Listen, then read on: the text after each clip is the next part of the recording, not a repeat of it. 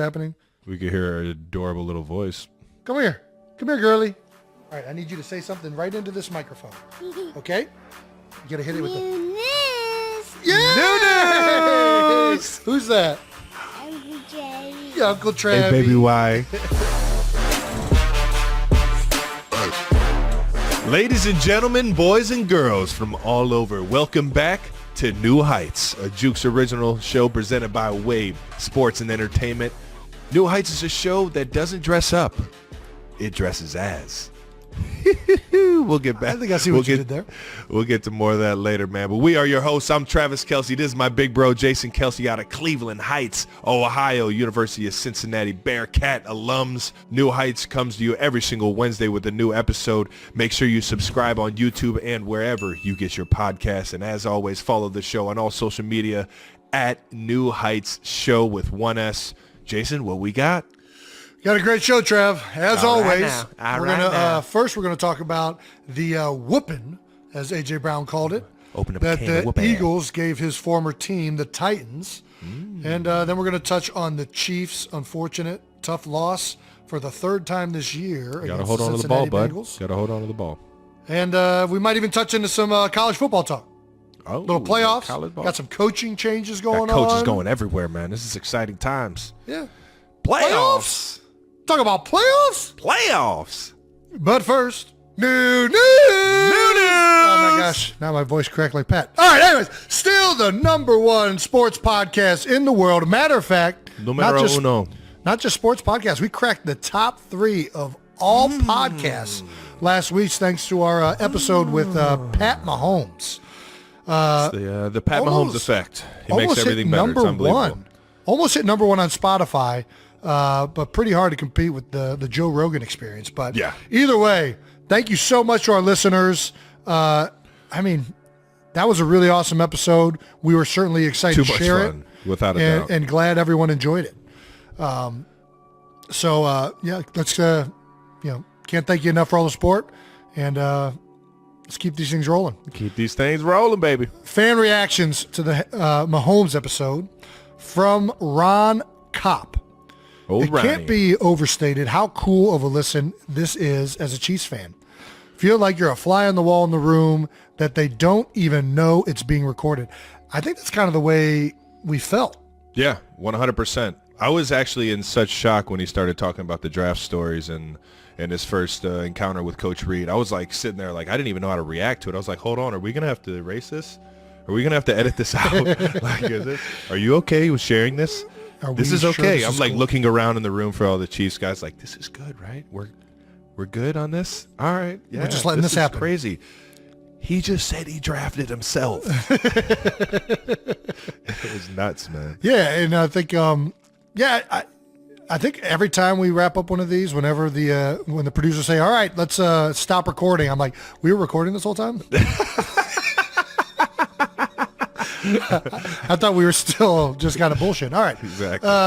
That's the fortune of doing this with an edit button. You know what I mean? Like, you can just cut it loose. If this thing was live, I'd be way more like... Yeah, let's hope those clips don't get in there. All right, here we go. We got another shout out on the episode from Justin Freeman, 18. New Heights Podcast with Jason Kelce and T. Kelce just jumped to the top of my podcast rotation. All right. Awesome hand in the dirt stories and conversations. Bring on the last 5 episodes this weekend. Binging the last 5 episodes this weekend. Kelce Bros are very entertaining.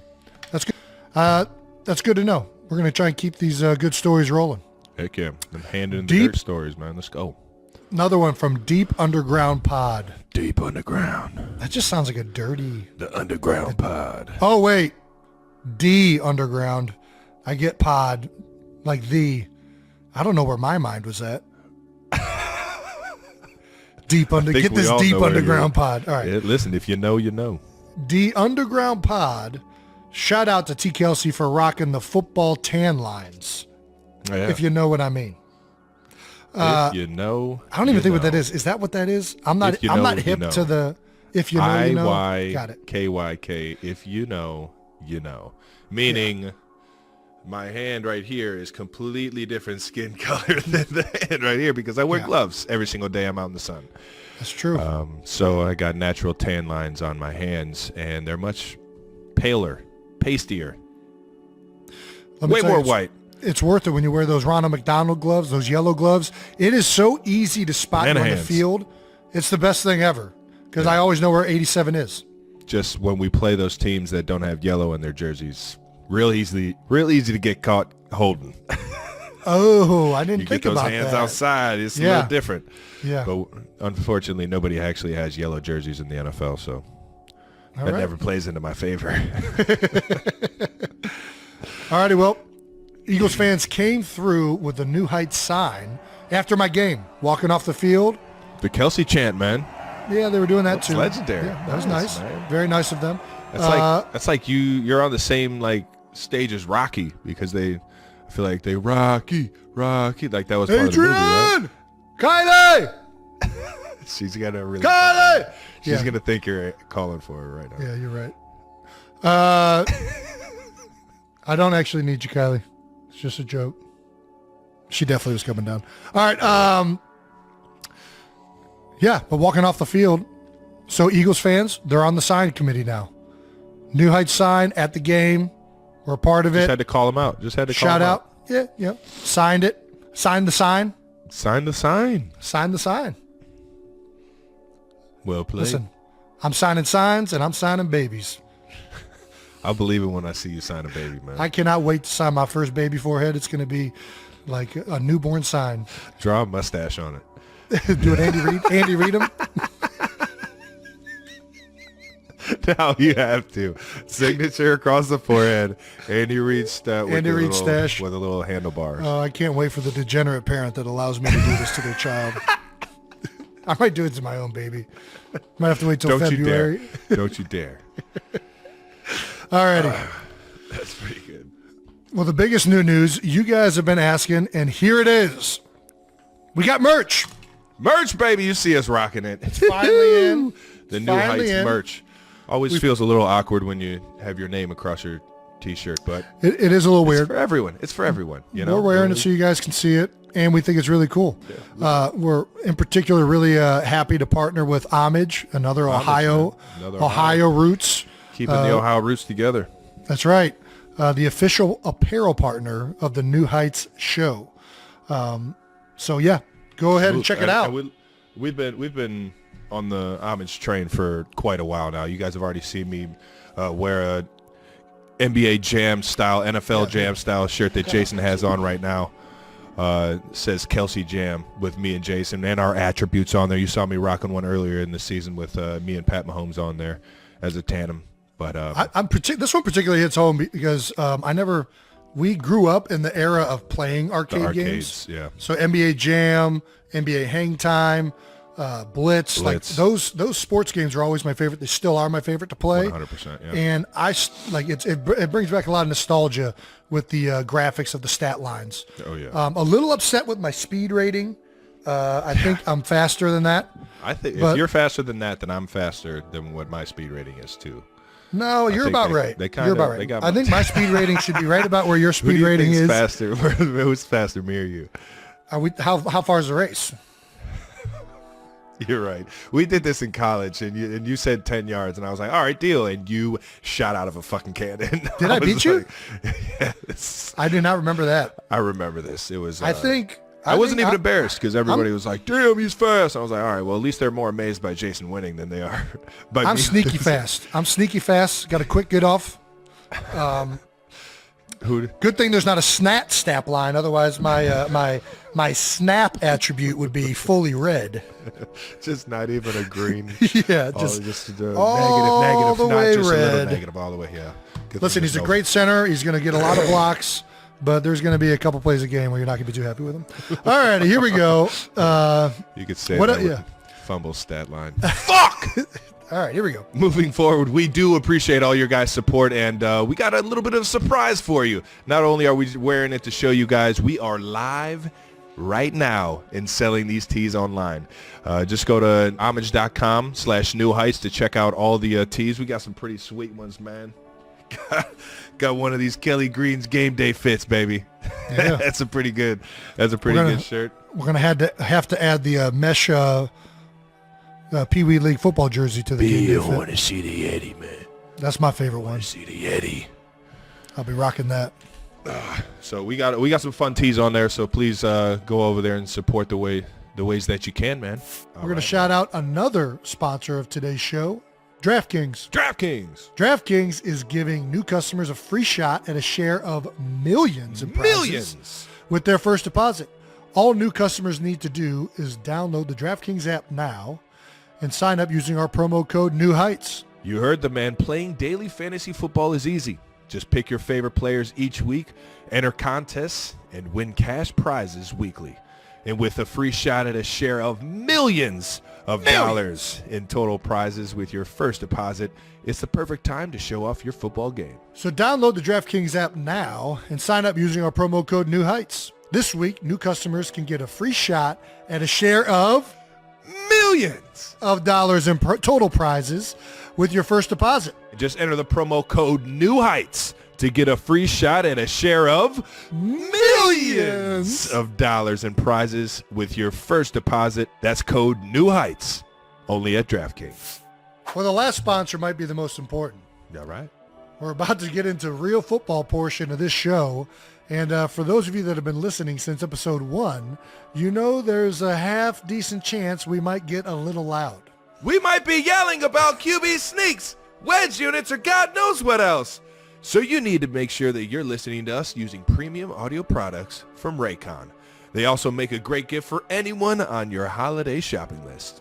Raycon's wireless earbuds, headphones, and speakers offer premium sound, useful features, and almost custom comfortable fit, and they start at half the price of other premium audio products.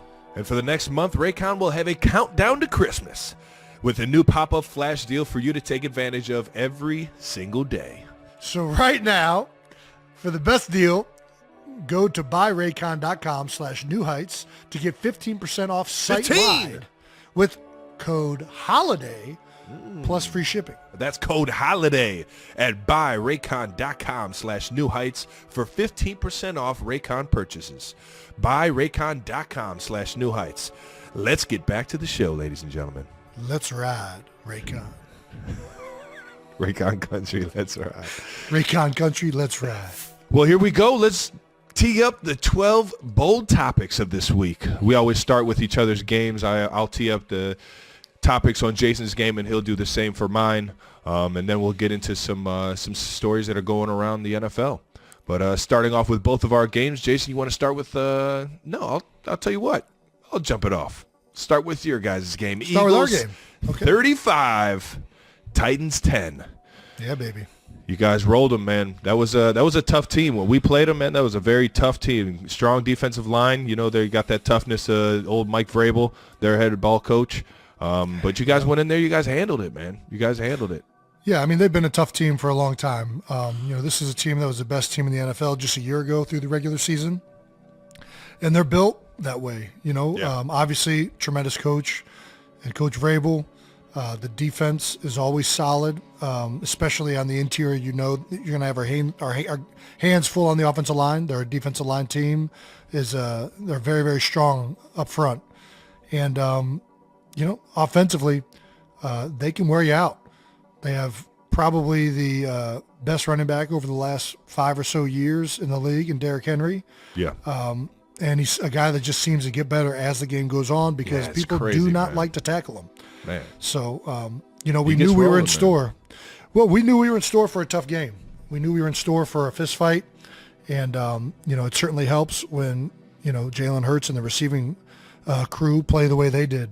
Yeah. It felt like they were almost unstoppable in the passing game. Yeah. Well, you had 2 receivers go over 100 yards. Altogether, 3 touchdowns in the air for Jalen Hurts.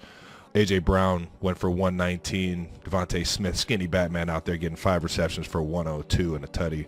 You guys were flawless offensively, man. I'm not even sure. Did Jalen even play the fourth quarter?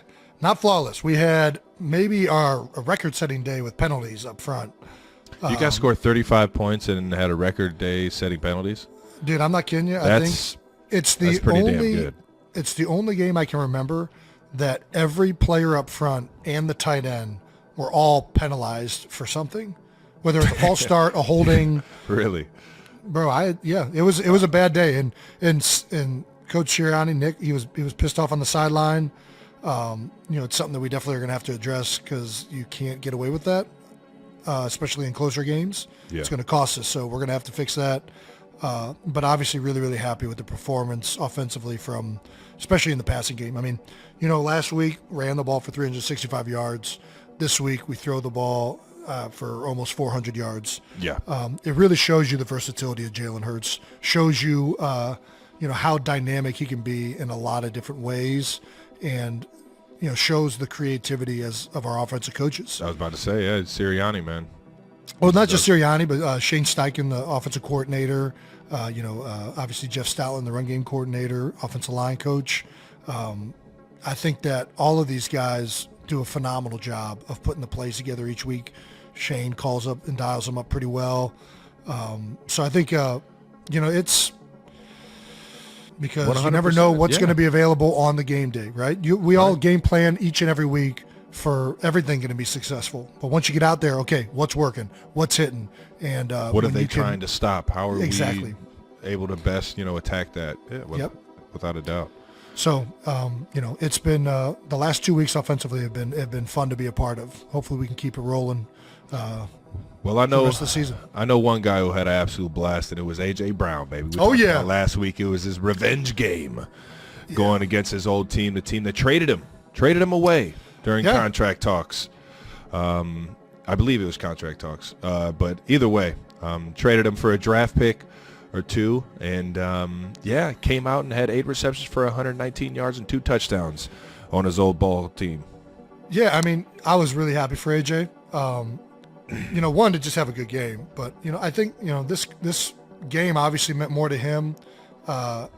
We've talked about before, we've only been with one team, so we don't know a lot of the emotion that goes into guys playing their former teams, but it seemed like there was something in the air with this one, and I think Coach Sirianni and the Eagles coaches certainly did their best to not make it a distraction or an overarching theme.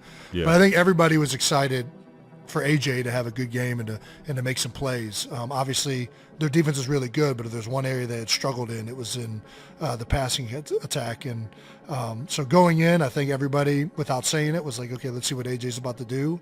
And, man, he did not disappoint.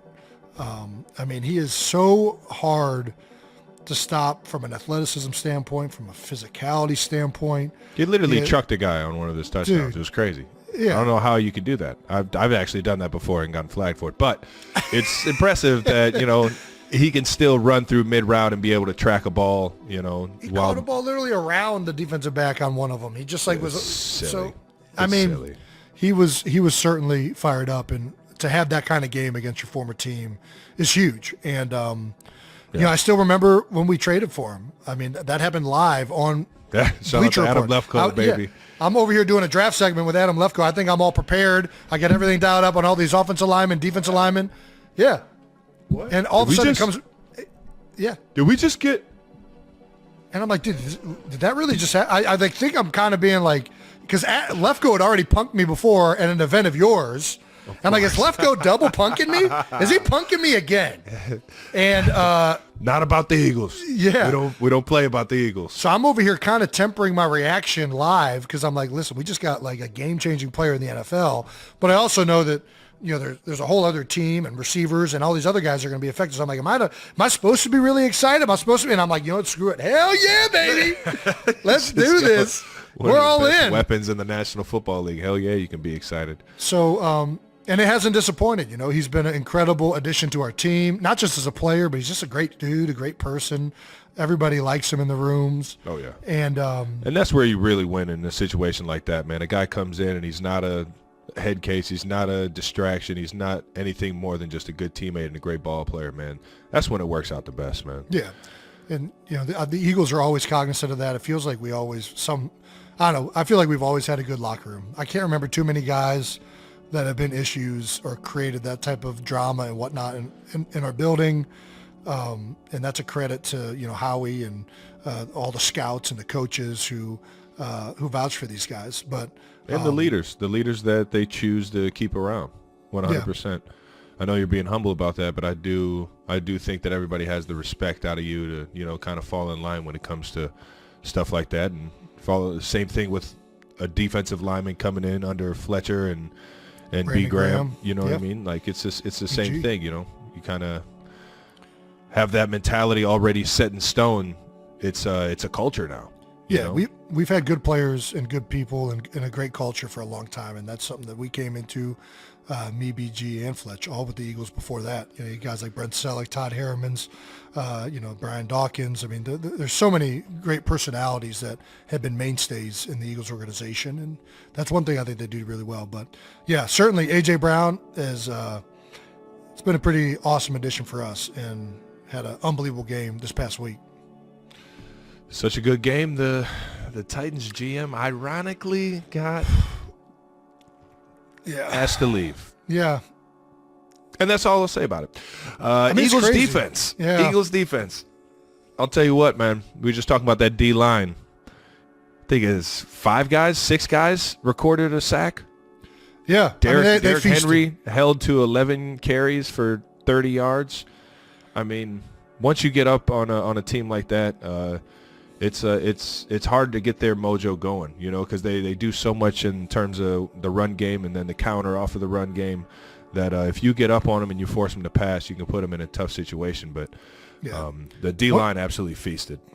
One of the things that has turned into a phrase for our defense, I don't know who came up with it, but I love it, and it seems like they've gravitated towards it, is you have to earn the right to rush the passer. In other words, you got to be successful on first and second down to get them in a situation where you can feast on the rushing the passer, right? Touché. They are really hanging their hat on being successful against the run, and they know if they can get into situations where a team is forced to throw the ball, that with the horses they got up, hold it just an extra second. The last 2 weeks have been something special to watch from our pass rush. All the games, all the straight up rushes, all the guys on the inside, the edge rushers that we have. It is a complete group. And, I certainly, speaking from an offensive lineman's perspective, I would not want to be blocking these guys in situations where they know we're throwing the ball. That's going to be tough sledding. No, I hear you on that. Sue tweeted post-game, it just gets better and better. Feels like I made the right choice, which then makes me question who was the other choice. Yeah, I don't want to say. That's what makes me question. I'm sitting over here like, God damn, were we? Time out. So there were choices. There were choices. Were there 2? Who knows? Was Kansas City one of them? I didn't even think about that. Yeah.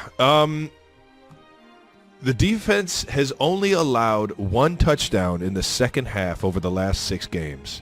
Yeah. Kind of just goes right into what you were saying, man. These guys are taking every single down serious, not giving up a single thought. And then on top of that, making adjustments. That's all the second half stats are, just adjustments. How are we adjusting to what this other side of the ball is doing?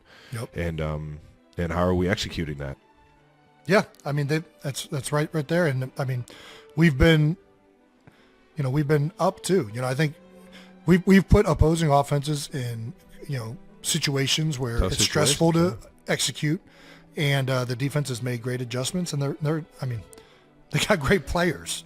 Let's not fool ourselves. If you look across the board on the players that we have on defense, there ain't a lot of weaknesses. It's pretty good. There's some really good players on that side of the ball, guys that have played at a very high level in the league for a long time. Combine that with great coaches, usually adds up. I hear you on that. And then you add those 2 rookies that you guys got, them Georgia boys. N'Kobe finally getting some and Jordan extended Davis. Playing time. Yeah. Got JD coming back from injury. You guys look at this win as, man, that was a win you can really hang your hat on, or is it one of the better wins of the season? Like, did you guys feel comfortable and confident going into it? Or, because that's a team that, if there's anything they could say about the defense is the run game. And if that's just what's been in the past, and then if there's something, to say about your offense is limiting those possessions, they have the makeup to be able to do both of those things. Exactly. Yeah. I don't think, obviously we still got games left. We're not at the end of the season yet, so we're not where we want to be. but certainly happy with the performance. You know what I mean? I mean, if you look at, if I'm being, objective about our team, or like trying to like pinpoint what's a way that a team would beat us, it would be on offense, run the football, take up time of possession, and limit the amount of opportunities that our offense gets. We have a lot of playmakers on offense. We can put up a lot of points, but in order to do that, you have to have the ball. Yeah. And defensively, there are games where we've struggled a little bit to stop the run, but recently that has not been the case. And I don't know if that's additions, adjustments, what's going on, but they have been very stifling against what has been one of the best rushing attacks this past week against the Titans. Yeah. Over a number of years now. So it's a big win for us. It really is. Obviously we got to sustain it. We got another tough task coming this week with the New York Giants. But yeah, if we can stop the run and we can play defense like that, that bodes well for sure. Well, we know about the game, and it was hats off to the Eagles, but the Eagles' performance was not the one that went viral, my friend. Well, it went viral. Most important. No, it wasn't. What really went viral was Jason Kelce's dress up on game day. Well, game day fit. It's not dressing up. It's like dressing up. You dressed up, dude. Dressed you acted up. like it was Halloween in December. What do you mean? No, you dressed up as a character. No, I wore an outfit. I wore a game day outfit. That was an outfit. That was somebody else's outfit. You dressed up as somebody. You didn't. You didn't outfit as somebody. You dressed up as somebody. Yeah, but when I was alluding to the dress up, I'm talking about the guys that dress up. Like you wear stuff that like you normally wouldn't wear because it's like like it's Halloween, a black tie event. Well, I mean, but dress up, I don't know. I think it's different. So you dressed down? I dressed as. Tell the world who you dressed as for those that don't know. So I dressed as... And how it came about. I dressed as Doug, Drew Barrymore's brother in the movie 50 First Dates, one of... Take out the cloth.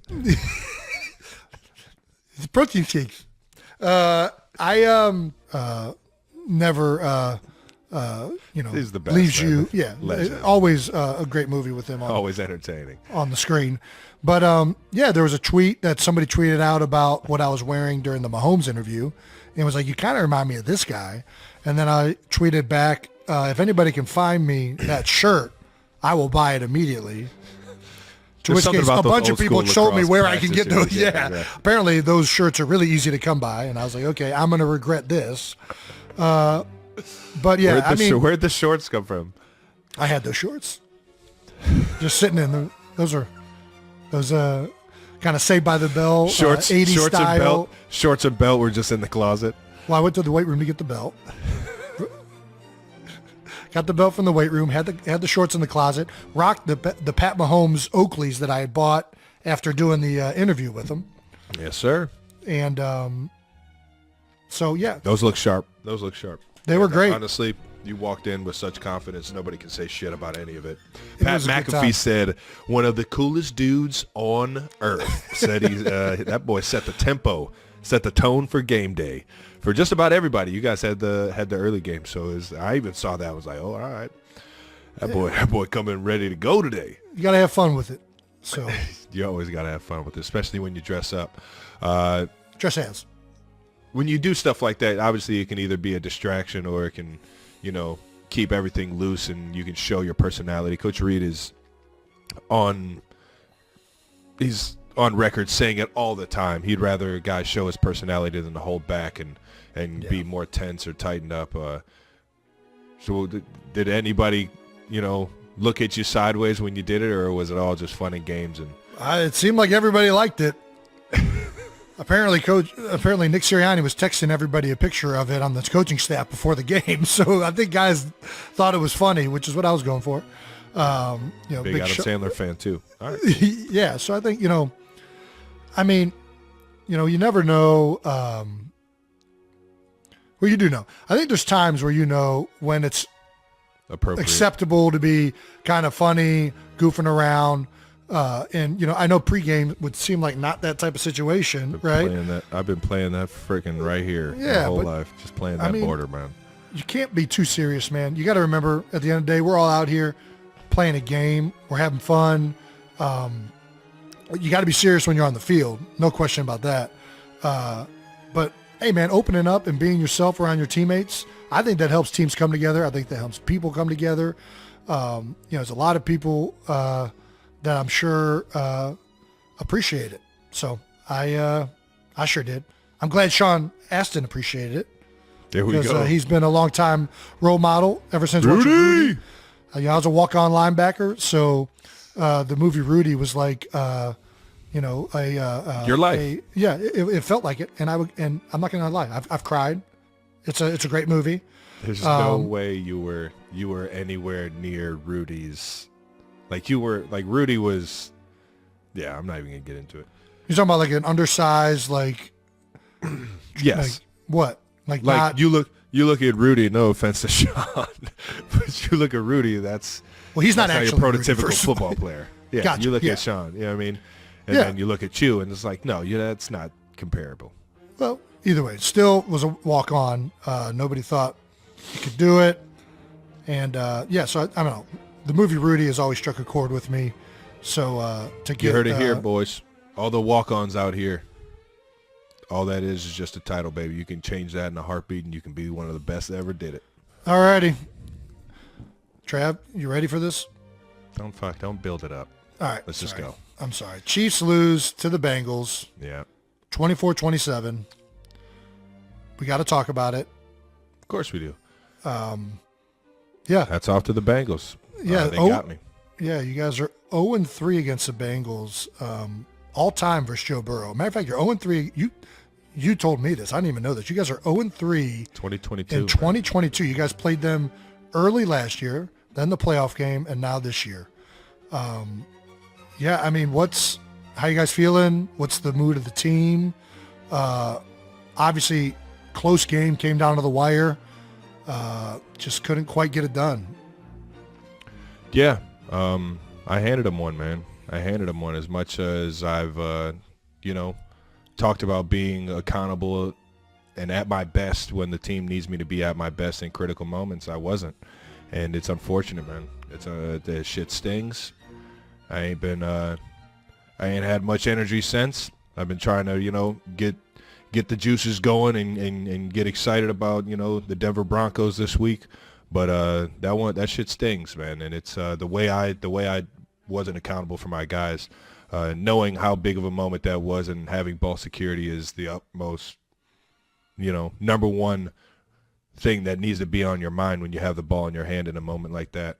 I got caught down by my hip trying to break through a tackle, and he got a good grasp on it early and saw me fighting for it. And sure enough, that thing popped out, and I let the dreams, goals, and aspirations of the entire team out as well when that happened. So it was just not being accountable and digging ourselves a hole that we didn't even need to dig. Well, let's not jump off the bridge just yet. I think that obviously there are more plays in the game than just that play. I know you're hard on yourself. Obviously, that was a big play in the game. It's obvious. Yeah. But, what else have the Bengals done to kind of slow you guys down offensively? What has been their, answer for the Chiefs? How have they been able to do this? Because, like we said, it's 3 straight games. What has really led to play mistake-free football, not turn the ball over?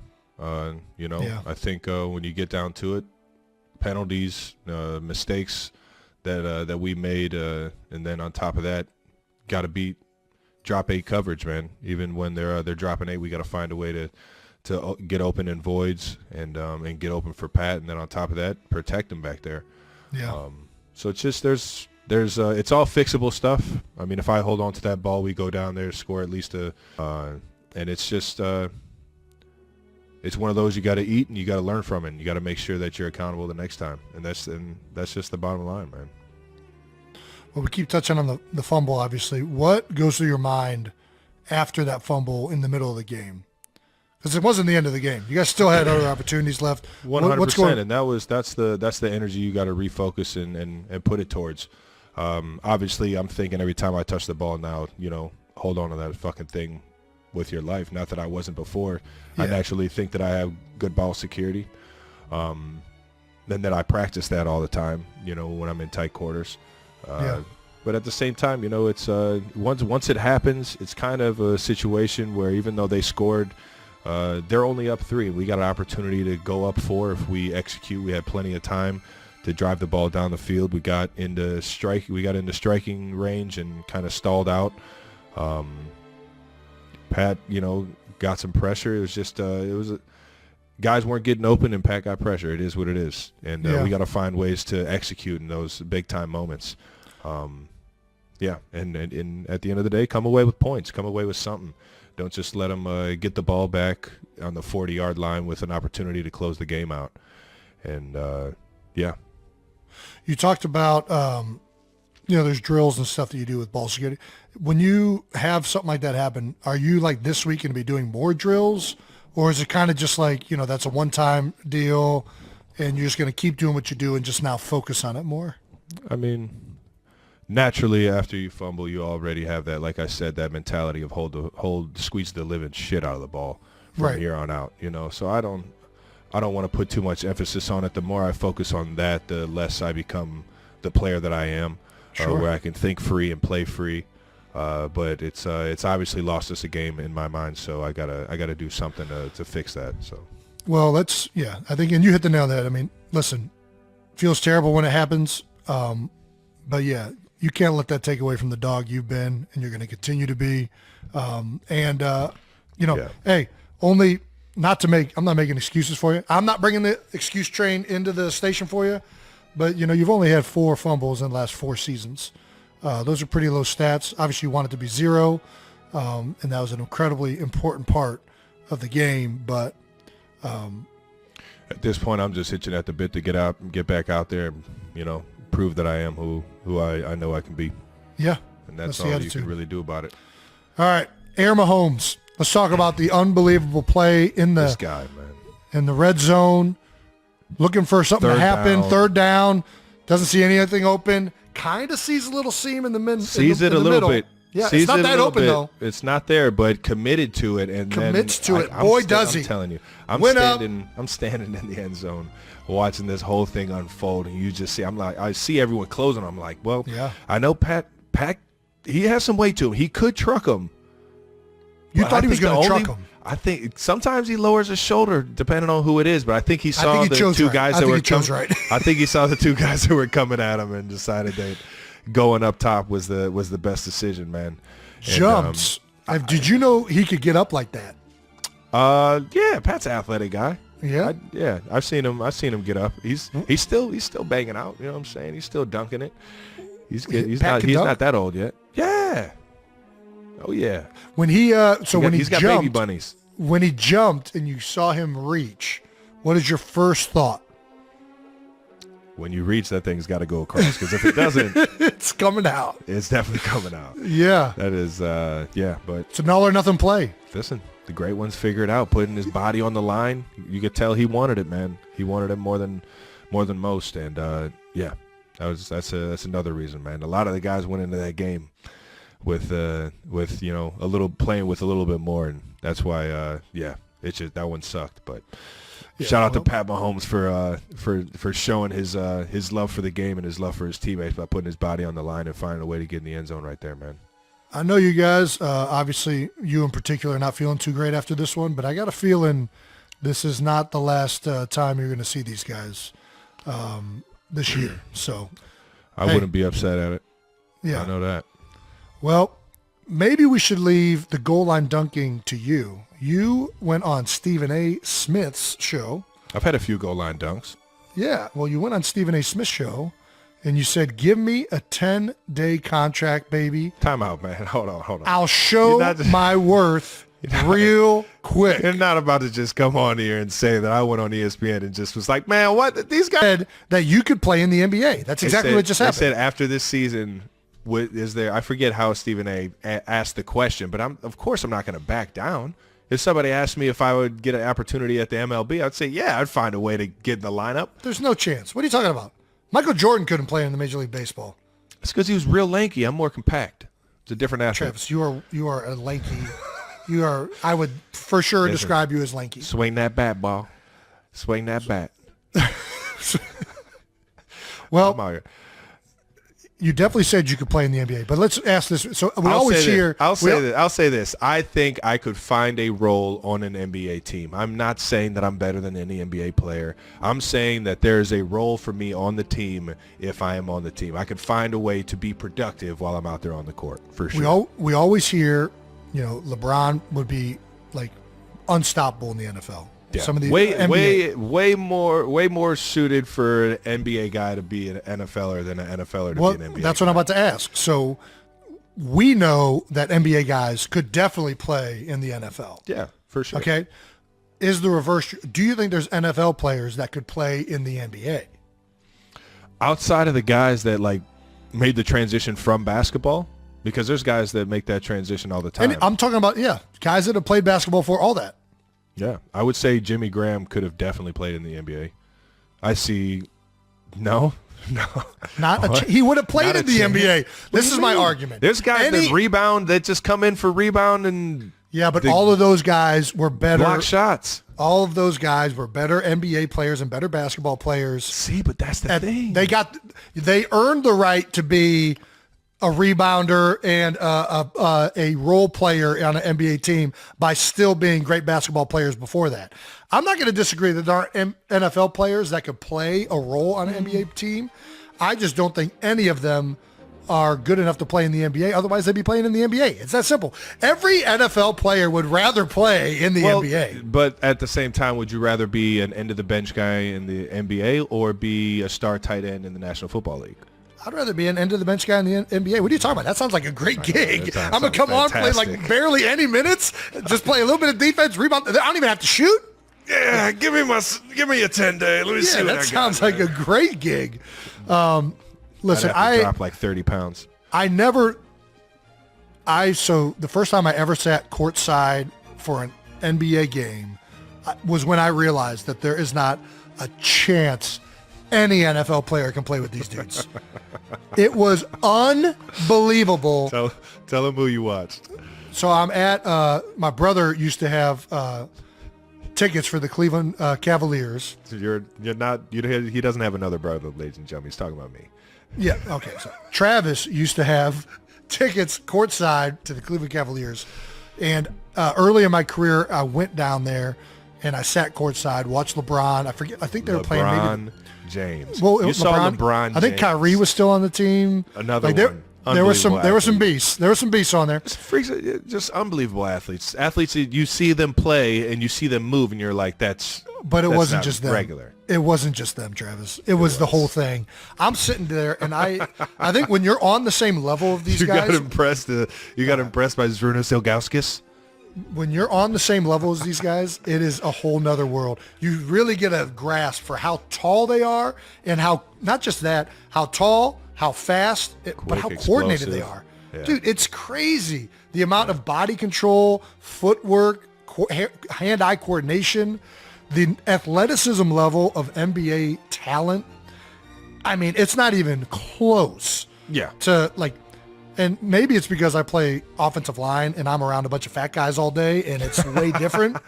But I have not seen that caliber athlete in an NFL uniform yet. Just saying. AJ Brown's a freak.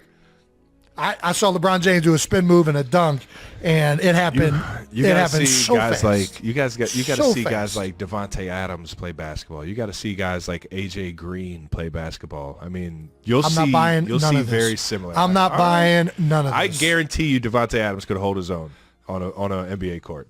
You're out of your mind. He'd be playing in the NBA. He wouldn't be playing receiver. This is how you know they wouldn't be playing in the NFL. It's just a fact, different, man. Some people just don't like the sport. You know what I mean? Like, you didn't play basketball. It's because you didn't like it. Yeah, but you didn't have the skill set. Well, yeah, and I like hitting people. That's what I'm good at. Well, there you go. Yeah, and they call fouls in the NBA saw. But anyways, listen. Why can't Devontae Adams have that kind of mentality? Like, oh, I just love football more. There's no chance. I'm not buying any of this. I'm not buying any of this for a single second. There is no chance any NFL player. You're trying to tell me that Tyreek Hill can't go out on the NBA court? No. What? I mean, no. What? No. 0% chance. Zero? He'd be playing in the NBA if he could. I don't think you understand this. They're making way more money. They're not bashing their heads in for a living.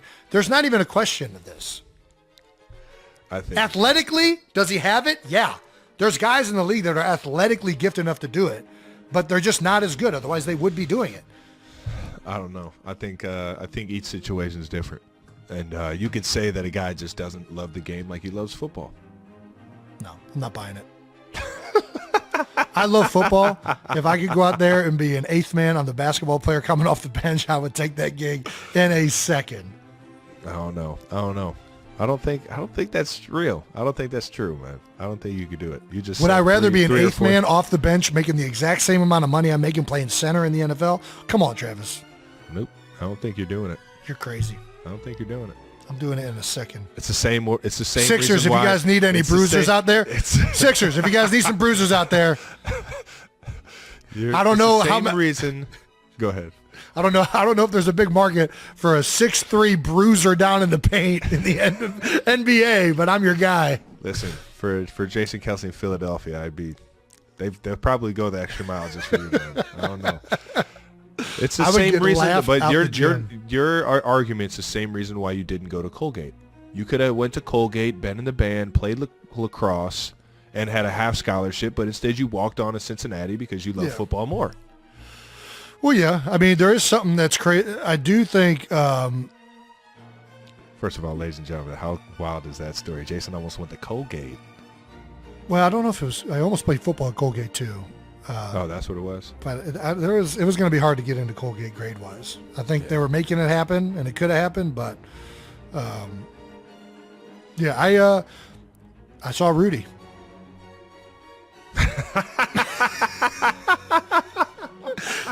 I saw the movie Rudy and realized it can be done, and then I'm going to go walk on at a D1 program.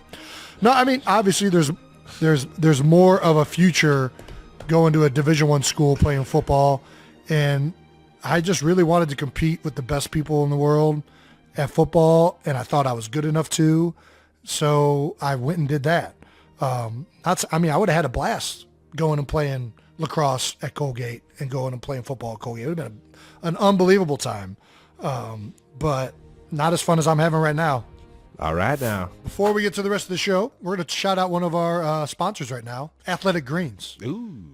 Not going to lie, this is one that I had not taken until they sent us free samples to try out, but it's one that I take every day now, and I feel like it's making a difference. How are you feeling? Like, what's the difference in how you're feeling? Are you just a green juice guy? It makes you feel like you're getting all your vitamins.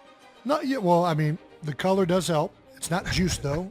It's a bunch of chopped up pieces of greens. I think that's why it's called Athletic Greens. Okay. Got some probiotics in there. It's got all your nutrients. I feel good. I feel like it's making me feel better throughout the day. I have good energy. I feel like my skin and hair look better, which, all right now, let me tell you, doesn't always look the case. I feel like for a multivitamin, usually it's like a pill, and it feels like it's this like very processed thing. Athletic Greens being a powder of just basically chopped up pieces of things that you would eat, for some reason makes it feel like it's healthier and better for my system. Nice. I was just going to ask you, is it easy to keep up with? It is. It's super easy. You just take a scoop a day in the morning before you've had breakfast. I usually do it when I'm on my way out the door. If you guys listening are interested in for something simple to start your day off, Athletic Greens is going to give you a free 1-year supply of immune-supporting vitamin D and 5 free travel packs with your first purchase. And all you have to do is visit athleticgreens.com/newheights. Again, that's athleticgreens.com/newheights to take ownership over your health and pick up the ultimate daily nutritional insurance. It's green. It's got to be good. Got to be. Well, let's move on to players' insights and stories throughout the NFL, baby. All righty. Well, this just happened. Breaking news, even though this is going to air tomorrow, but this is breaking news for us. We're just finding this out. Adam Schefter, former number one overall pick, Baker Mayfield, has been claimed by, who do you think? Don't ring. Yeah, I thought there was a chance he might be going to the 49ers. He's claimed by the. I thought this all was going down so that he could go to the 49ers. That's what everybody was kind of alluding to. Not Sean McVay. Has been claimed by the Los Angeles Rams.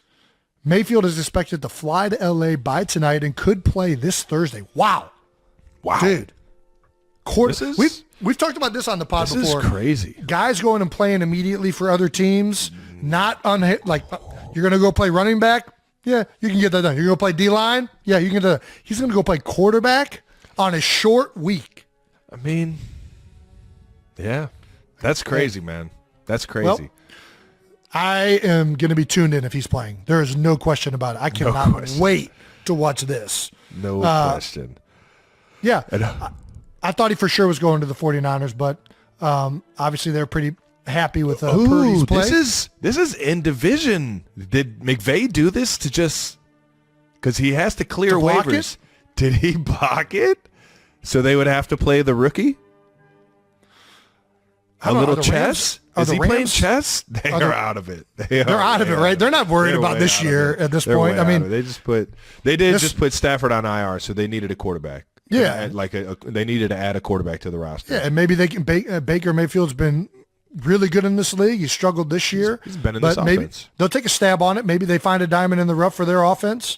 And I don't think that this is for this year, though. I don't think they're like trying to block the 49ers from making a run this year because I think they're out of it already. But maybe I'm wrong. I don't know.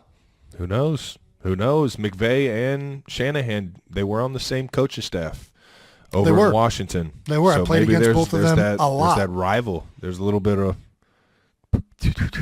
I don't know. I'm kind of thinking they just needed a quarterback, and Baker Mayfield is a pretty rare opportunity. A guy with his caliber, experience, and success becomes available out of nowhere in the middle of a season when you're struggling offensively the way the Rams have been because of Stafford being out. So, yeah.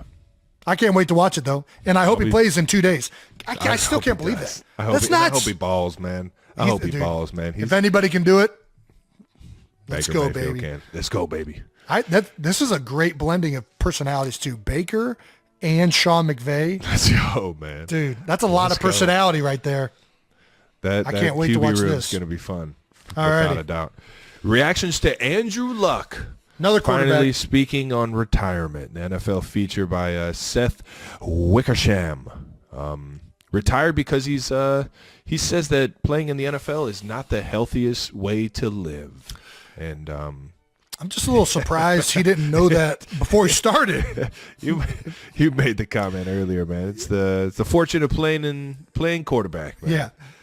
You don't realize what real football is until you start getting fucking rocked. When you play quarterback, you're like, man, this isn't a bad gig, and then you realize it takes you how many years in the NFL to realize this isn't the healthiest way to live. I moved to quarterback and I've had 10 I moved from quarterback and I have 10 surgeries since I moved from quarterback. Yeah. The difference in the toll on the body is way different and way more extreme. But at the same time, once you get to the National Football League, you got grown men hitting you. You got grown men tossing you around.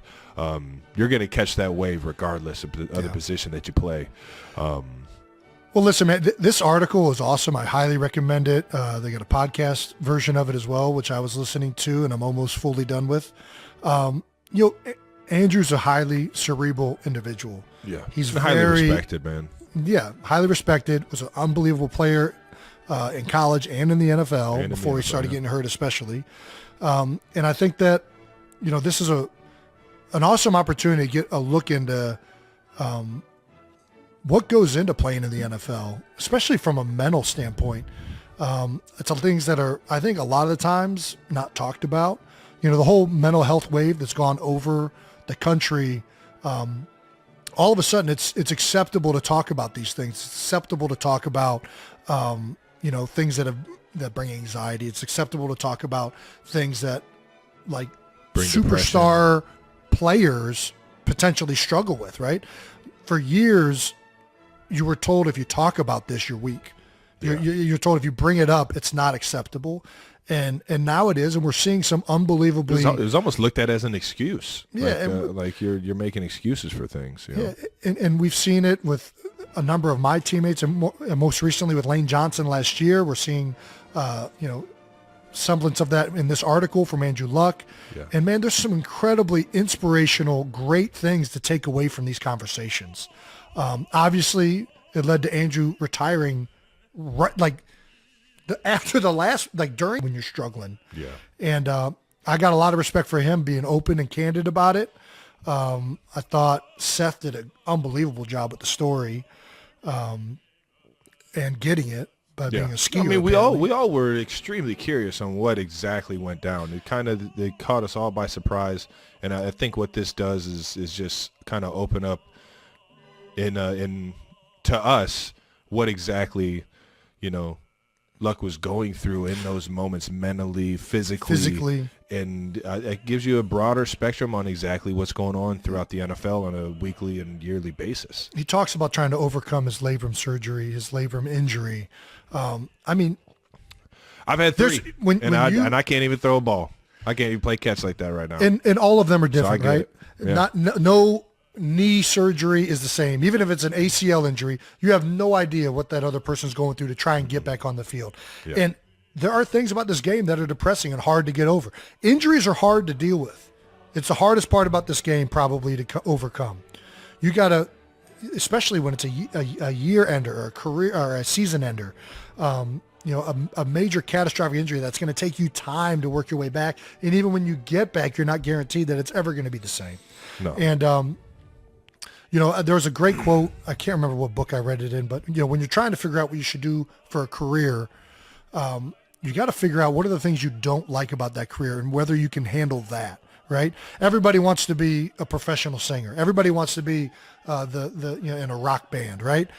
How many people want to tour for months on end playing the same song over every other night, over and practicing relentlessly over and over? There are things that sounds draining. Being there on at the show in front of thousands of people, everybody wants to do that. Let's do that.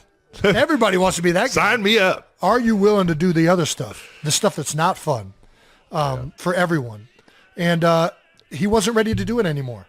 He didn't want to go through any of the pain anymore. He didn't want to go through the grind. He wasn't happy with the person that he was becoming by having to do all that in front of his wife and children and family. Yeah.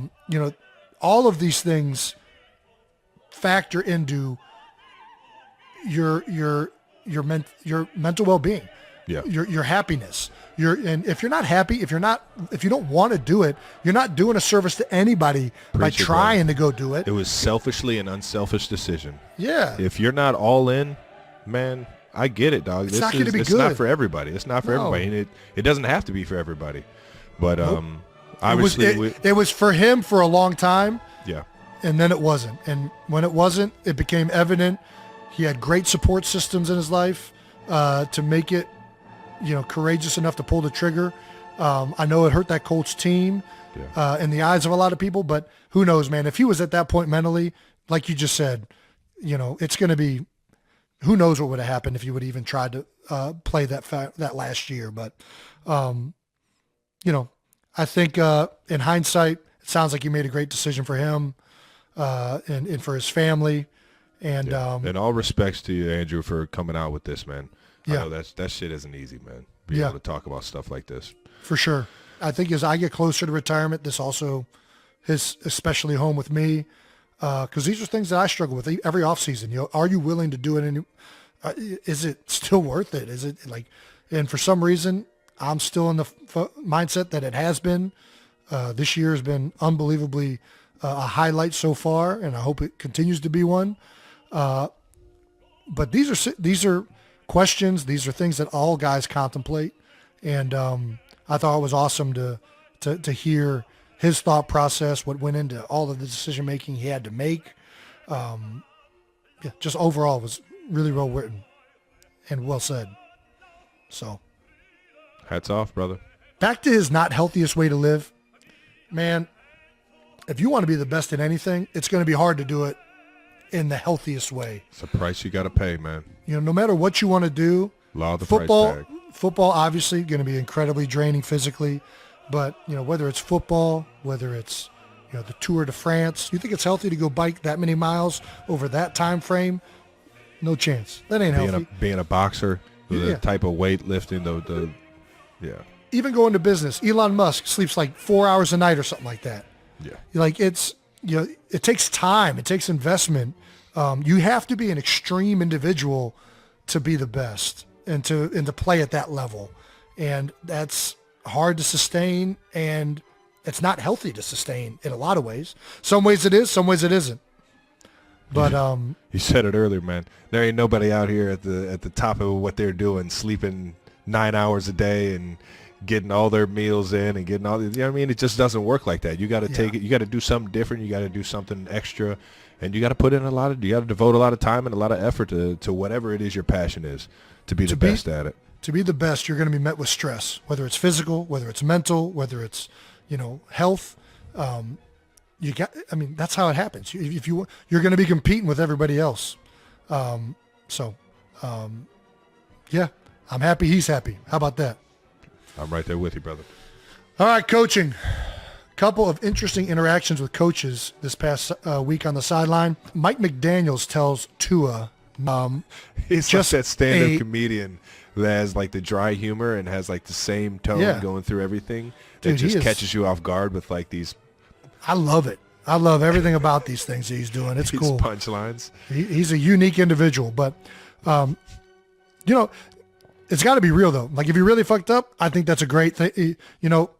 Accountability is what you need. And when the coach himself does that and is comfortable enough saying that to his teammates, the teammates respect it because we know, right? Yeah. Like the players know, hey, that might not have been the best thing to do right there, coach. And if you don't accept accountability for that, man, then all of a sudden the player's like, if the coach ain't accepting accountability, what am I, that ain't my fault that I just, did this or did that. And so that comes all comes from the top down. So I thought that was awesome. Kyle Shanahan, former head coach that Mike McDaniels was under, called out the 49ers D-line, Nick Bosa. Well, the D-line, Nick Bosa responded. After his third sack, came back and told Shanahan, "Don't talk shit about me anymore." That's obviously got to be a playful relationship, right? You don't; those two aren't just, you know what I mean? They don't hate each other. There's no animosity right there. That's obviously just a way they communicate. I've met Shanahan, thought the world of him. Met Bosa, thought the world of him. So I don't think these guys have bad reps or have the the anger to go at each other like that towards each other. I think it was just a coach calling out the D-line to step it up and Nick Bosa answering and letting them know, like, listen, don't put it on us no more, man. Well, let's be honest. Let's be honest. It was after his third sack. He said, "Don't talk shit to me anymore. If I'm Kyle Shanahan, I'm talking shit every game. What are you talking about?" God damn it, Nick, you suck. It's kind of like the water boy. Sack. Gatorade. What? Don't say nothing about my mama. I think, I thought it was. Listen, this is awesome. You love to see it when a coach challenges a group, challenges an individual, and then they step up and play. Wyatt's surprised reaction when Travis Kelce joked about not marrying Aunt Taylor Swift on the podcast, a spontaneous moment that silenced the entire studio.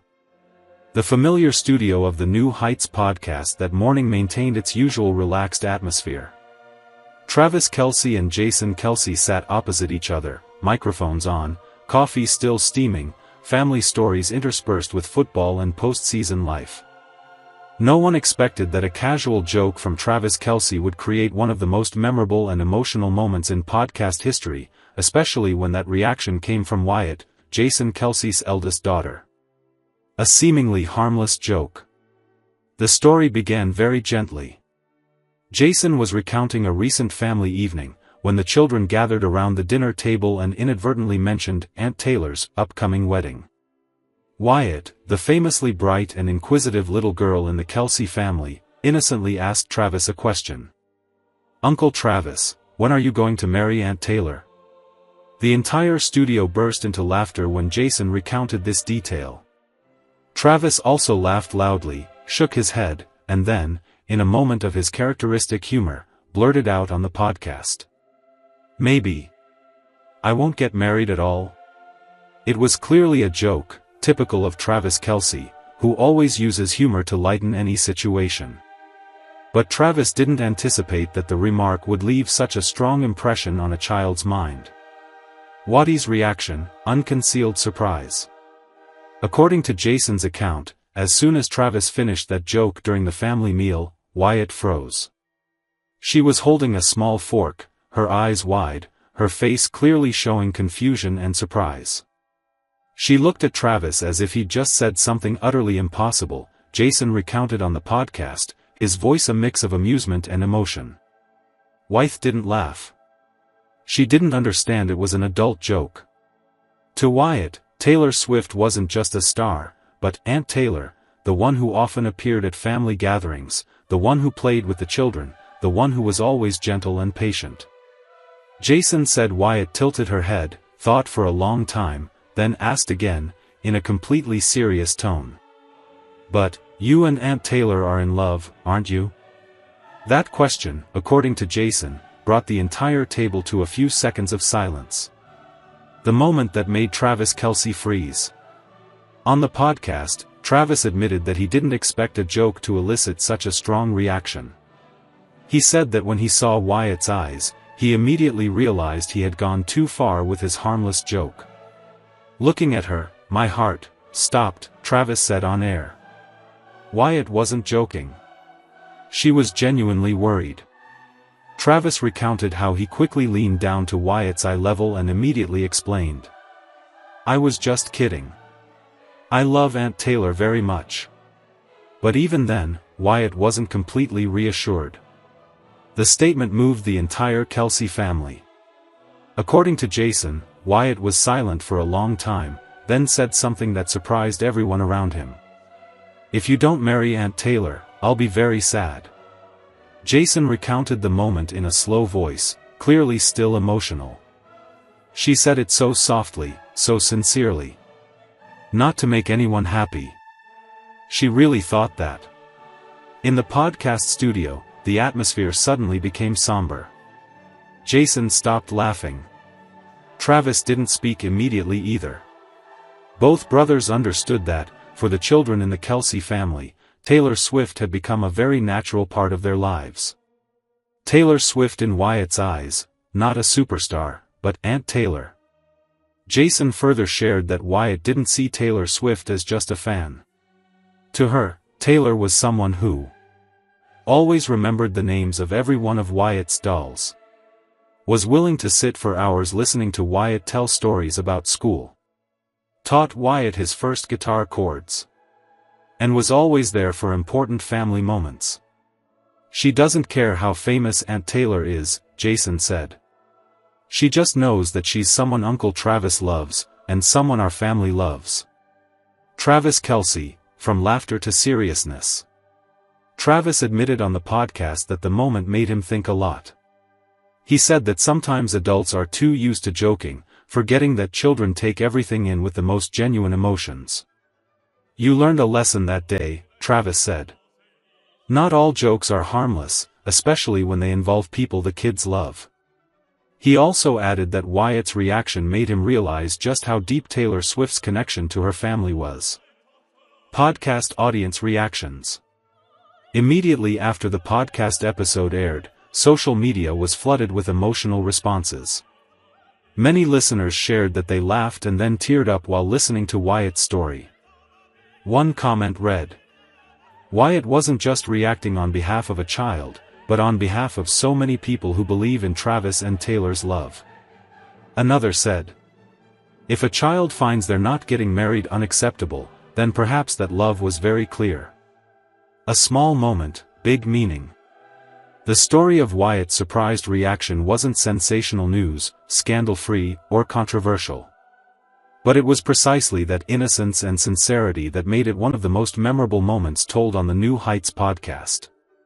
It shows that, behind the glitz and glamour of the NFL and music, Travis Kelce and Taylor Swift are building a relationship that is seen, felt, and believed in, even by the youngest children in the family. And sometimes, it is the reaction of a child like Wyatt that is the most honest reflection of a love story. No vows, no stage, just a presence long enough to become self-evident in the hearts of others. The moment after the meal, Wyatt didn't smile again immediately. Jason Kelce says what he remembers most isn't Wyatt's words, but the minutes that followed. As the meal continued, the adults tried to recapture the usual conversation, but Wyatt sat there, quieter than usual. She was still eating, still listening, but not as enthusiastic as before, Jason said on the podcast. And as a dad, I noticed it right away. Wyatt didn't cry. She didn't make a fuss. But for Jason, that silence was more significant than tears. It showed Wyatt had truly thought about Travis's words, not as a joke, but as a real possibility. Jason recounts that after the meal, Wyatt pulled him aside and asked again, this time to her father. Dad, was Travis serious or joking? That question, according to Jason, prompted him to sit down at eye level with his daughter and explain more carefully than ever before. How Jason Kelce explained it to his daughter. Jason didn't give a dismissive answer. He understood that for children, how adults talk about love and commitment shapes how they see the world. I told her, adults sometimes joke, but real feelings aren't a joke. Jason explained that Travis loved Taylor very much, and sometimes he used humor to mask his seriousness. Wyatt listened attentively, nodded, but still asked. So would Aunt Taylor be upset if she heard him say that? Jason confessed on the podcast that it was a question that made him pause for a few seconds before answering. I realized she was thinking about other people's feelings, Jason said. It wasn't just childish curiosity anymore. Wyatt and a very mature view of love. According to Jason, Wyatt had a very clear picture in his head. Travis loves Taylor. Taylor loves Travis. Their families love them both. So, not getting married is illogical. She sees love very simply, Jason shared. Love means being together. No complicated conditions needed. That very simplicity is what makes adults think. Travis Kelce, not laughing as much that night as usual. Travis admitted that night, when he got home, he thought a lot about Wyatt's reaction. He said on the podcast that it was one of the few times he felt his joke left a lasting impression. You usually joke about everything, Travis said. But Wyatt's look that day, it stayed in your head longer than you thought. Travis shared that he realized. For the children in the family, he and Taylor weren't just a celebrity couple, but a part of stability, of what the children considered right. Travis texted Taylor Swift that very night. One detail that particularly caught the podcast listeners' attention was Travis's revelation. I texted Taylor that very night. The message wasn't long or flowery. Travis said he simply recounted the story about Wyatt, about her reaction, and added. I think the kids take us for granted. According to Travis, Taylor replied very quickly. And her reaction wasn't laughter, but emotion. Taylor Swift's reaction, speechless at the honesty. Travis recounted that Taylor told him. I didn't expect a child to think of us that way. Taylor didn't say much.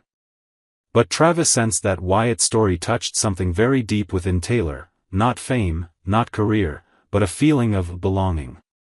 What hey in Taylor Swift's world?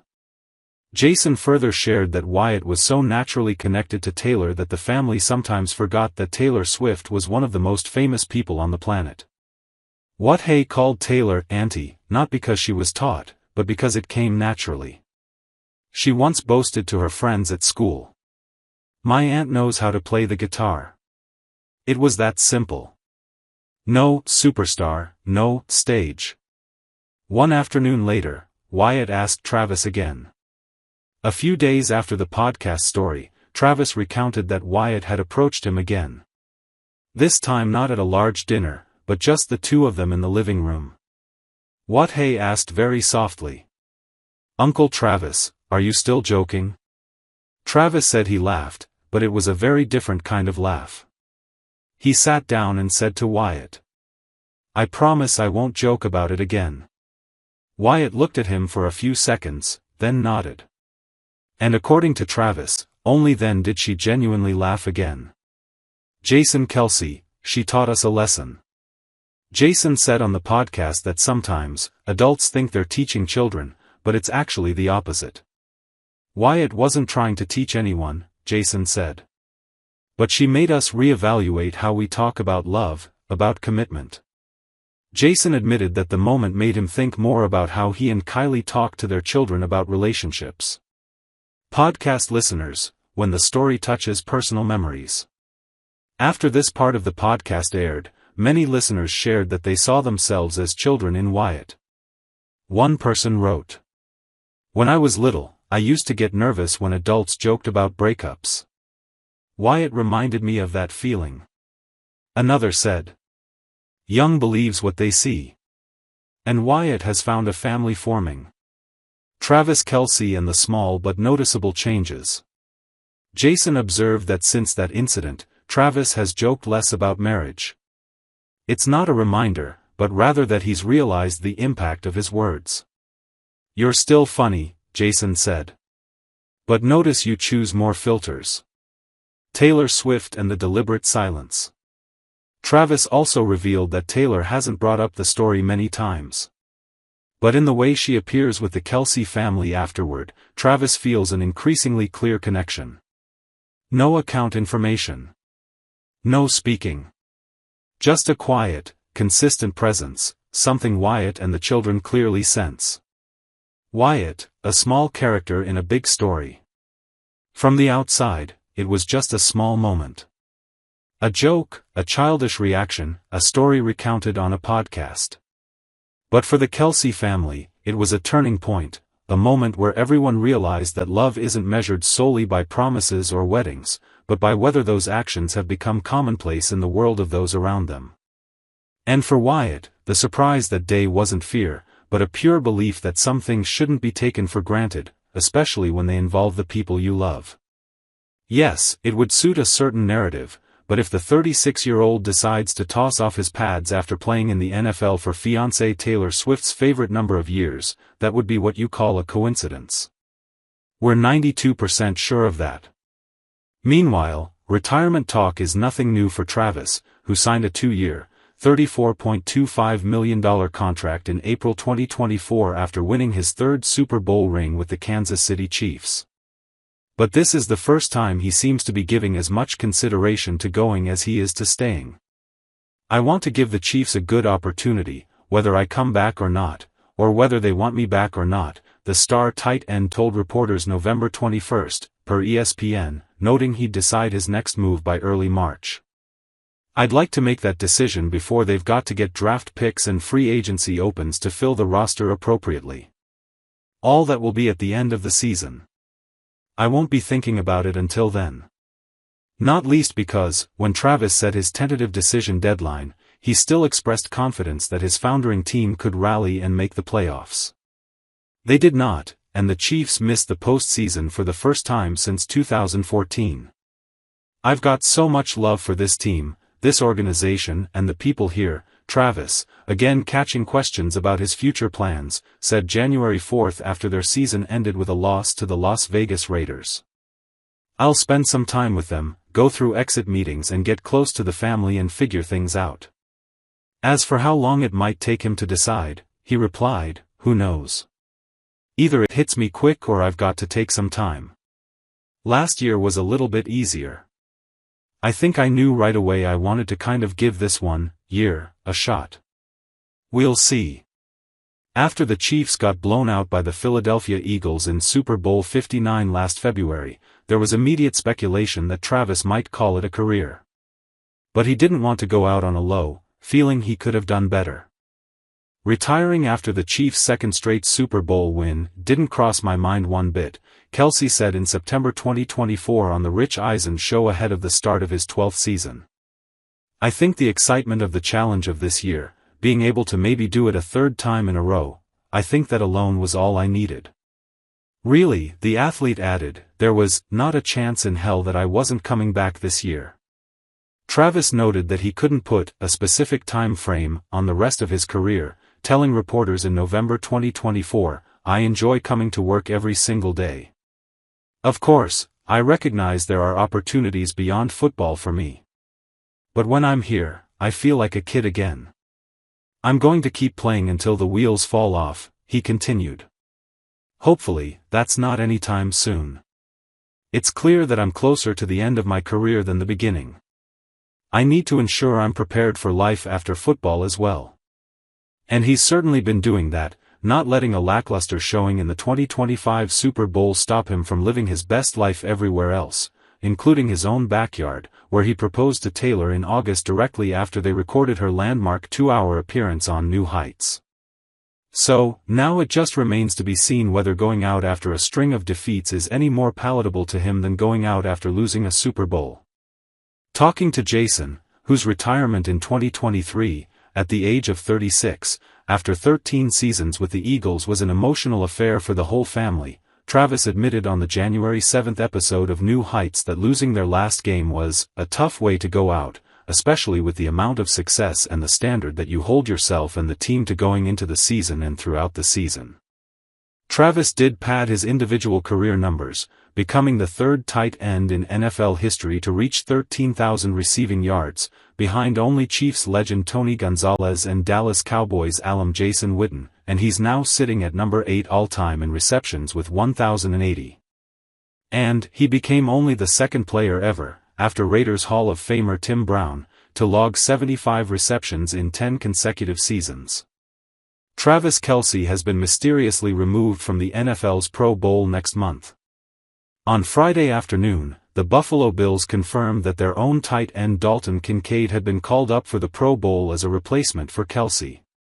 But, in an interesting twist, Bills beat writer Jay Skursky claimed that Kincaid had been named as an injury replacement for the Kansas City Chiefs tight end. Prior to the announcement, there had been no news that Kelce had suffered an injury. The tight end has not stepped onto the field since the Chiefs' defeat on January 4.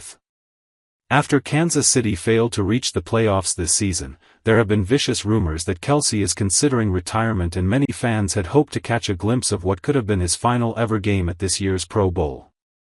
The 2026 Pro Bowl games will be held on Tuesday, February 3 at 8 p.m. Eastern Time, just 6 days before the highly anticipated Super Bowl 60.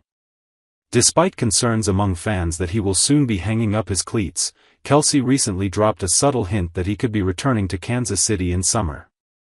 The Chiefs have seen a major upheaval in recent weeks, with a number of key figures on Andy Reid's staff already leaving their post in recent weeks, including offensive coordinator Matt Nagy, who has been chasing a head coaching role.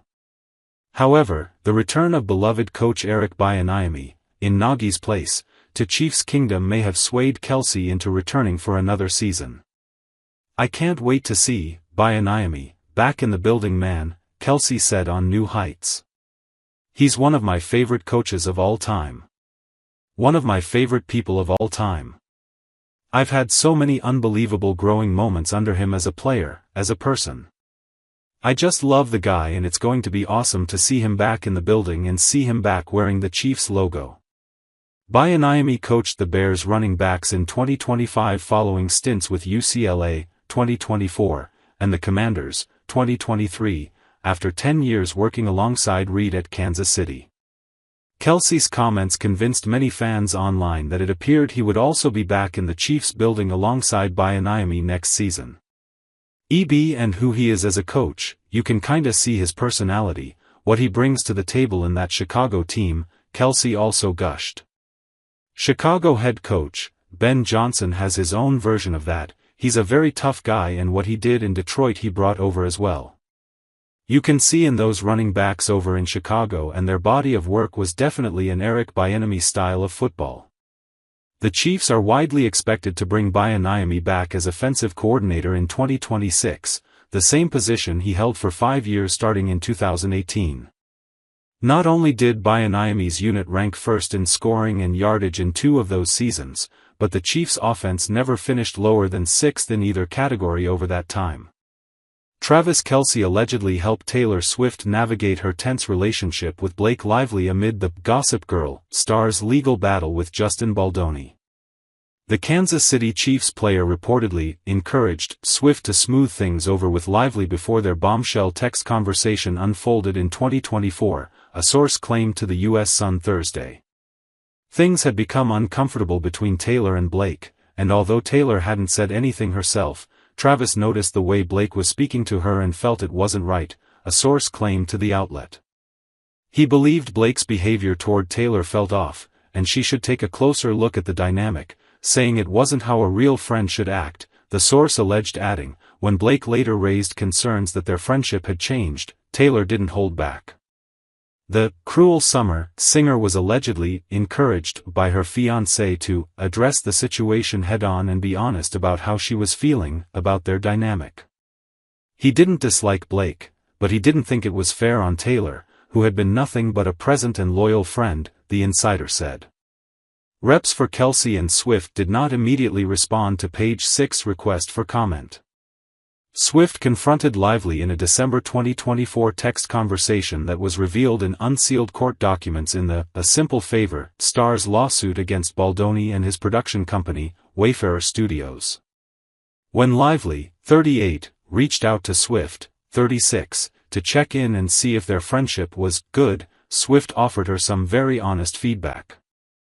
"I always want the opportunity to be a better friend if there's something I unintentionally did," Lively said, adding, "I know how busy and taxed you are, physically, emotionally, practically, so I don't expect any more from you ever. Just want to make sure all is good."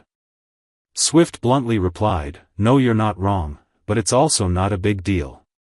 The Grammy winner told her friend that she has been feeling a little bit of a shift in the way she communicates with her. "Yes, there has been a lot of the Justin stuff, but I've been through things like this before and I know how all-consuming it is," Swift said. "It's more like. And I feel really bad saying anything about this because your texts have been so nice in their intent, but your last few, it's felt like I was reading a mass corporate email sent to 200 employees." She continued, "You said the word we like 18 times. And it feels awful to be in any way critical of any way you process what you've been going through, but I just kinda miss my funny, dark, normal-speaking friend who talks to me as herself, not like a plural unit. When it's a group I'm hearing from, I feel distanced from you even more than we are geographically."